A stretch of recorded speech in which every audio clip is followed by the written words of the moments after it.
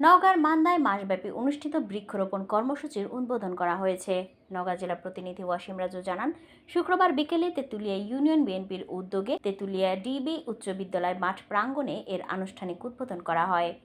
অনুষ্ঠানে ইউনিয়ন বিএনপির সভাপতি রেজওয়ান নবী হুদার সভাপতিত্বে অনুষ্ঠিত উদ্বোধনী অনুষ্ঠানে প্রধান অতিথির বক্তব্য রাখেন বিএনপির কেন্দ্রীয় নির্বাহী কমিটির সদস্য এম এ মতিন। তিনি বলেন, গাছ লাগানো শুধু প্রকৃতি রক্ষার কাজ নয়, এটি একটি জাতীয় দায়িত্ব।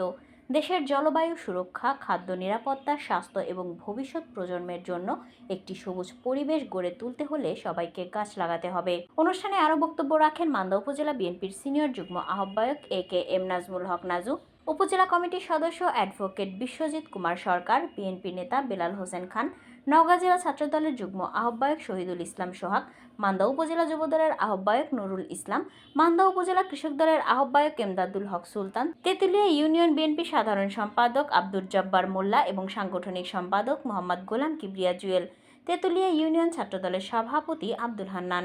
অনুষ্ঠান শেষে ইউনিয়নের বিভিন্ন এলাকায় বনজ, ফলদ ও ঔষধি গাছের চারা রোপণ করা হয়। একই সাথে সাধারণ মানুষের মাঝেও বিভিন্ন গাছের চারা বিতরণ করা হয়, যেন তারা নিজ উদ্যোগে বাড়ির আঙিনায় কিংবা পতিত জমিতে গাছ রোপণে উৎসাহিত হন।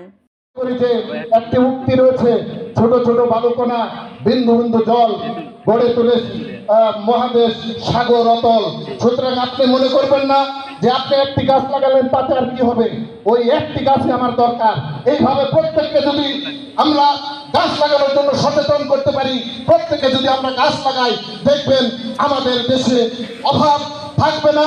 আর্থিকভাবে যেমন আমরা উন্নতি ঘটবে, তেমনি আমরা প্রাকৃতিক দুর্যোগ মোকাবিলা করব।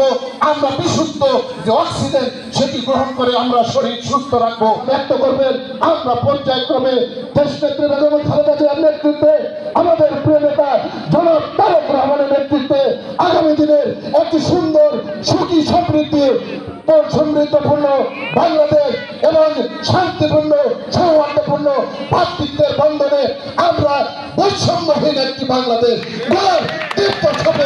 ব্যক্ত করছি আজকের এই সমাবেশ।